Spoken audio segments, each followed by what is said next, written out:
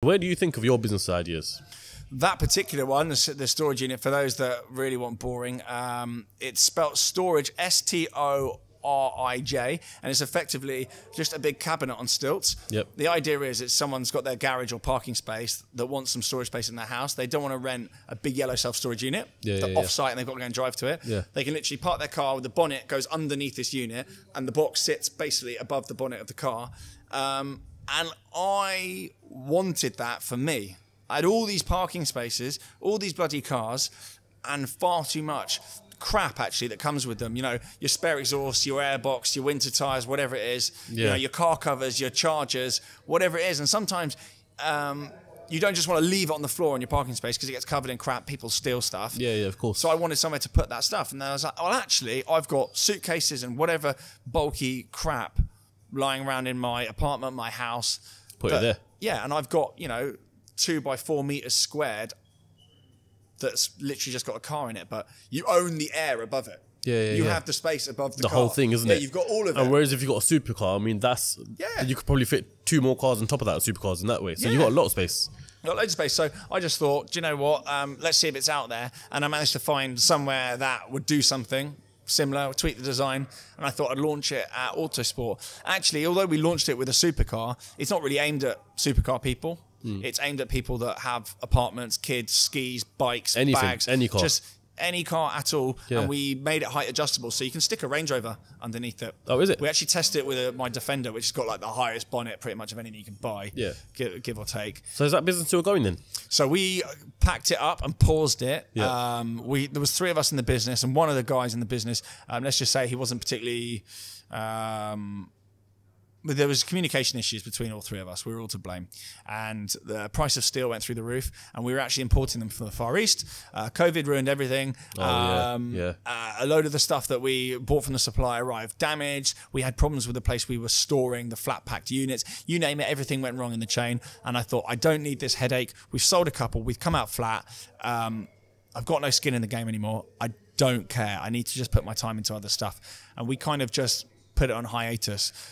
Fast forward now, though, I actually did a deal with GoDaddy, advertising that business and advertising the website because the website was built with GoDaddy. Yeah. Double churn, we call that. So wait, hold on. So setting up the business, you built the website on GoDaddy. Yep. Yeah. So how did this all go around? Did you then reach out to GoDaddy to say... So GoDaddy wanted to work with me anyway because they like the whole small business thing, and a lot of my audience love small business and they're building their own websites and blah, blah, blah and whatever. And my business partner actually built the website with GoDaddy. So I was like, actually, my business partner built this thing with GoDaddy. Like, we'll just use that. I mean, I can talk about that. Yeah. I don't really know how to build a website. Yeah. And also Squarespace are fantastic. I prefer Squarespace. They're much better.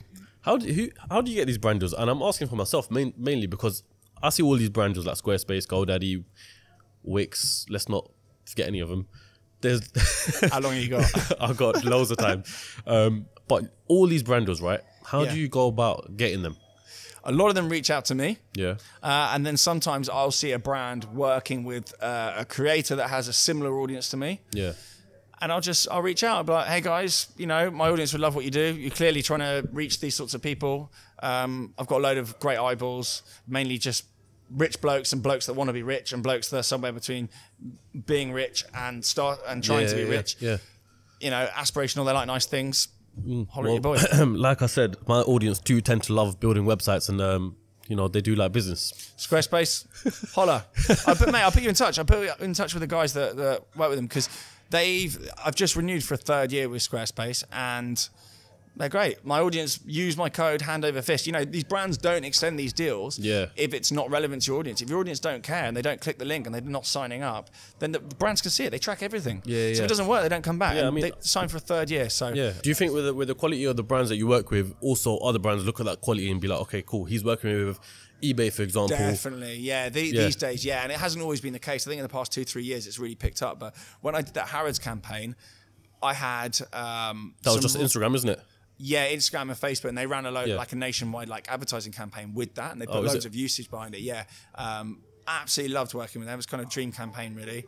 And then the Porsche stuff, I had brands like, Amiga, I'd worked with them before, but Creed, you know, like really nice brands were suddenly in my inbox, you know, Tag Heuer, and some other people I don't want to throw in at this point, but that came off the back of the Harrods thing.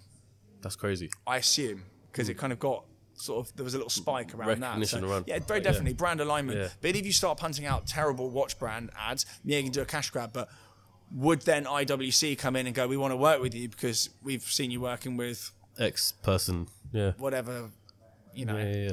No, that's what I'm saying. For next year, I really want to focus on the brand deals. Not even, do you know what? It's not even about the money, but it's got to be relevant towards what I do. And for example, whether it be an e-bank, websites, anything business related, for example, then I'm all for it basically. Do you need a team to help you run that sort of stuff? I've got someone who helps me, Mahmood. Mr. Mahmood Ansari, big up. We just work together basically. He does some outreach to brands. Sometimes brands will reach out and they just want a million emails before they kind of get going with anything, and he just helps me with that traffic. He does the invoicing. You know, sometimes if it helps to go and meet a brand for coffee and discuss things and I'm not around, rather than saying I'll see you in 3 weeks, I'm busy, he can go and meet them, and he's got a great contacts, but he's worked in the industry for years. He was at Drive Tribe before, and was it at Drive Tribe, was he? Yeah, he was at Drive Tribe, and we started working together then. I was kind of their hired gob for a load of their kind of commercial partnerships. Yeah. And he said, do you have anyone representing you? And I explained that I hadn't signed with an agency. Yeah. Everyone that does what I do, they've all got an agency they're signed with. And I work on a non-exclusive basis with about 15, 20 different agencies, because I won't sign exclusive with anyone. Yeah. Because, getting off topic a little bit, if you get a brand deal in for like 1,500 quid, that's a lot of money, right? Yeah. And after your agency cut and whatever, it's 1,200. Yeah. It's typically take like 20%, whatever it is. Something like that.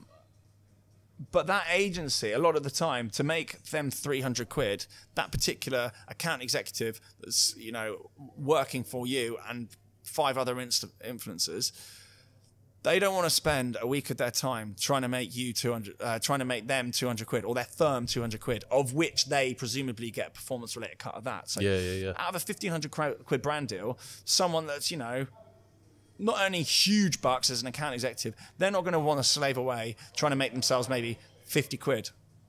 You know, so that 1,500 quid brand deal, you probably won't even see it come to you because it'll be nipped in the bud by your agency. Yeah. They won't be that bothered. They'd rather concentrate their time on, you know, 5 other deals they've got for their other creators that are 5, 10, 15 grand deals. Yeah, of course, yeah. So you lose a lot of business like that. And I've seen it firsthand because I know so many people in the field that I'm in and other genres that they don't get £1,000, £2,000 deals very often. They either get big ones or nothing. And I say, well, yeah, it's all very well and good. You get bigger ones, but you're dropping probably 3-4 deals a week that are 1,500 quid or 1,200 quid in your pocket. Yeah.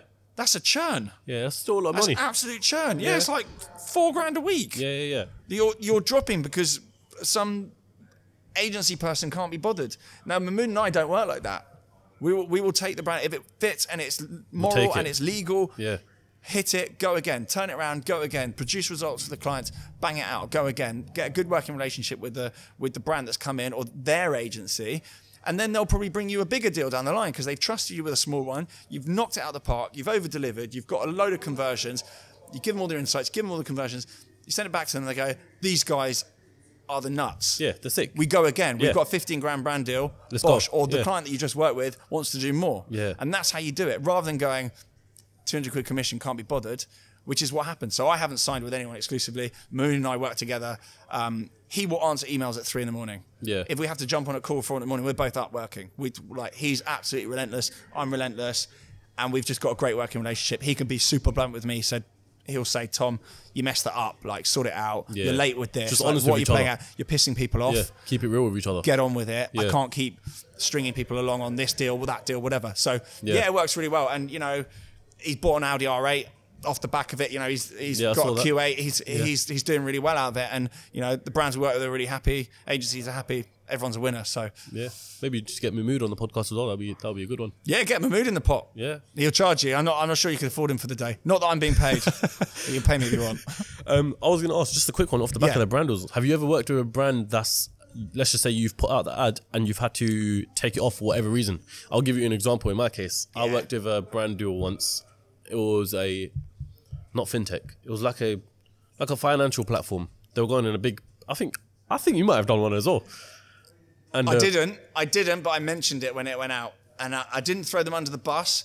But I came out and I said, I'm not doing it. No, I know which one you're talking about. You're talking about Blue Bugatti one. You know, I'd done this ad where I had done a deal for them, whatever. And then I think it was about 3 weeks later, I'll get an email saying you need to pull this ad down now. And I can't remember why. Did you get paid? Yeah, I got paid, yeah. Okay, fine. Yeah, I made sure the money was in better. first. Yeah. And then the ad came out and I was just like, that is weird. Did you snip it out of the video? Did you go in the YouTube editor and just chop it out? done that, yeah. Amazing. Yeah. I had to do that with 6 or 8 videos. Is it? Yep. What, for that same... Okay. Not because it was a scam, just because they had... I can't remember the exact FCA reason. got upset with something they did. Yeah. It was a fully legit business, but the FCA just got a little bit upset with something they did about influencer marketing, because it was going through a transitionary period of what you could and couldn't do. Yeah. And I had a massive deal on the table with Binance. Hopefully this doesn't get me in trouble, but like a real kind of Binance potentially like a life-changing deal for the year. Yeah. Obviously they're involved in F1, loads of cool stuff. Yeah. It's aligned with what I was doing, and actually that came about because I used Binance, and back when everyone was banging on about crypto, I had a little bit, and I would just kind of commentate on the market with a completely ignorant mind every single day. Just oh, it's up today, the green today, oh, it's red today, no idea. Or I bought some poo coin today, let's see what happens.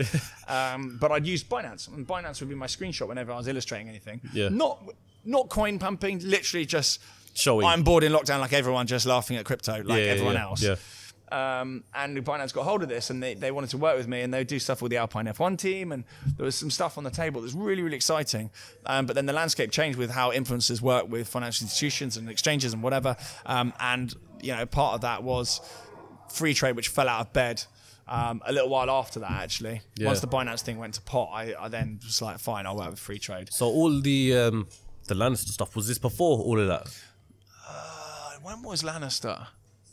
But I wasn't particularly popular. I had them on at me. It was when Raheem got his Bugatti, so that was last year around this time, I think, maybe. Yeah, and I went and filmed with Raheem, and I went in the car, but I didn't do anything about Lannister because I pulled my agreement with them. Yeah. And I'm not saying there's anything untoward there, but it didn't make sense to me. And I was like, I've got to be really careful here. Because I have pushed it. I've done a lot of ads. And as long as you can always say, everything I've advertised is legit, you will come through it. You'll be fine. Yeah, of course. And you can demonstrate that you do pick and choose, and you say no to some stuff. But if you get it wrong once, you destroy your reputation. So I was like, this doesn't make enough sense. I don't understand it. Maybe I'm too thick. But I've done a lot of digging, and I don't get it. So, done.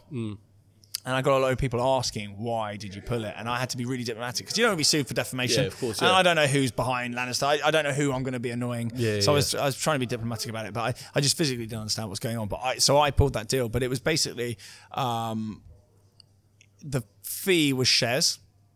Oh, is it? Okay.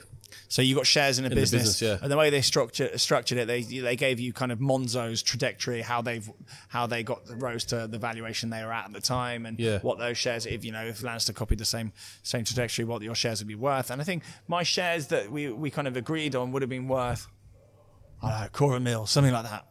Okay, that's still if it had followed the trajectory of Monzo. There was a lot of ifs and then and buts and whatever. And to be fair, I don't even know where the company stands today. So I don't even know what it would look like. I don't know, and I'm not having a go at them. I wish them all the best. Do whatever. I was just like, it just doesn't make enough sense. I can't sit there and justify it to someone. I can't fully have a rock solid. This is why I did it. This is why I did it. Yeah.